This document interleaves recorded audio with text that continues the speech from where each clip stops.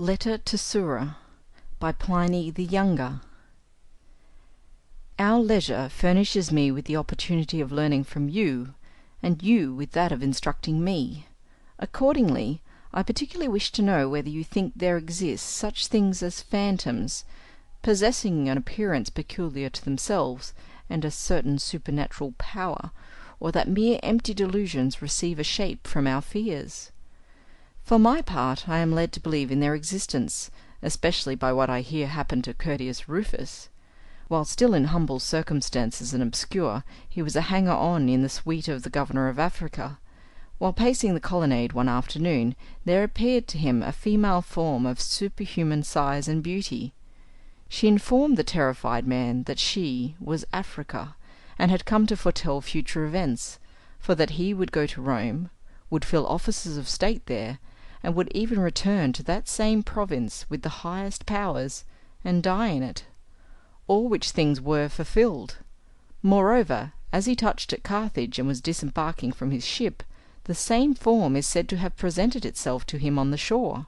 It is certain that, being seized with illness, and auguring the future from the past and misfortune from his previous prosperity, he himself abandoned all hope of life, though none of those about him despaired.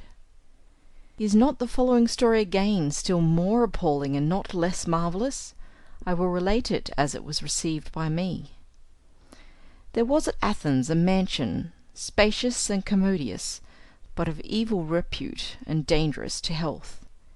In the dead of night there was a noise, as of iron, and if you listened more closely, a clanking of chains was heard, first of all from a distance, and afterward hard by. Presently a spectre used to appear, an ancient man sinking with emaciation and squalor, with a long beard and bristly hair, wearing shackles on his legs and fetters on his hands, and shaking them. Hence the inmates, by reason of their fears, passed miserable and horrible nights in sleeplessness.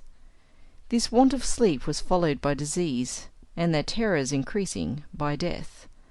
For in the daytime as well, though the apparition had departed, yet a reminiscence of it flitted before their eyes, and their dread outlived its cause.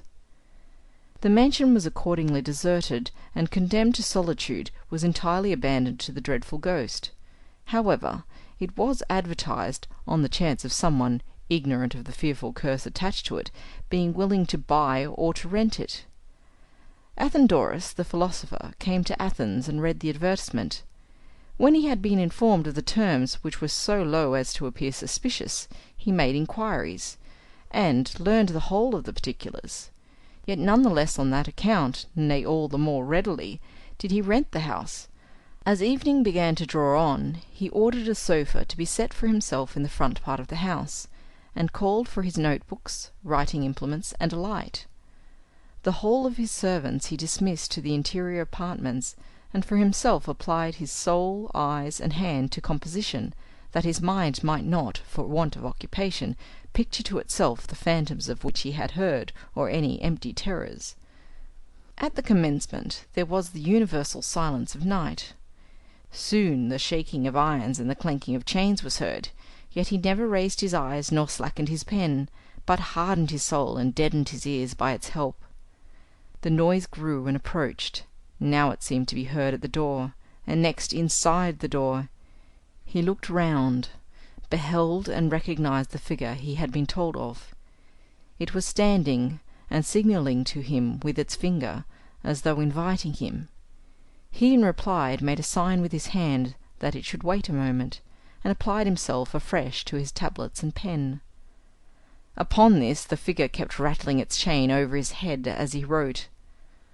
On looking round again he saw it making the same signal as before, and without delay took up a light and followed it. It moved with a slow step, as though oppressed by its chains, and after turning into the courtyard of the house, vanished suddenly and left his company. On being thus left to himself, he marked the spot with some grass and leaves which he plucked. Next day he applied to the magistrates, and urged them to have the spot in question dug up. There were found there some bones attached to and intermingled with fetters. The body to which they had belonged, rotted away by time and the soil, had abandoned them thus naked and corroded to the chains. They were collected and interred at the public expense, and the house was ever afterward free from the spirit, which had obtained due sepulture. The above story I believe on the strength of those who affirm it. What follows I am myself in position to affirm to others. I had a freedman, who is not without some knowledge of letters. A younger brother of his was sleeping with him in the same bed.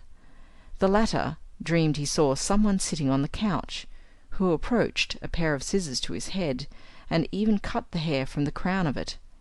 When day dawned he was found to be cropped round the crown, and his locks were discovered lying about. A very short time afterwards a fresh occurrence of the same kind confirmed the truth of the former one. A lad of mine was sleeping, in company with several others, in the page's apartment. There came through the window, so he tells the story, 2 figures in white tunics, who cut his hair as he lay, and departed the way they came. In his case, too, daylight exhibited him shorn, and his locks scattered around. Nothing remarkable followed, except perhaps this, that I was not brought under accusation, as I should have been, if Domitian, in whose reign these events happened, had lived longer, for in his desk was found an information against me which had been presented by Carus, from which circumstance may be conjectured, inasmuch as it is the custom of accused persons to let their hair grow, that the cutting off of my slave's hair was a sign of the danger which threatened me being averted. I beg, then, that you will apply your great learning to this subject. The matter is one which deserves long and deep consideration on your part, nor am I, for my part, undeserving of having the fruits of your wisdom imparted to me.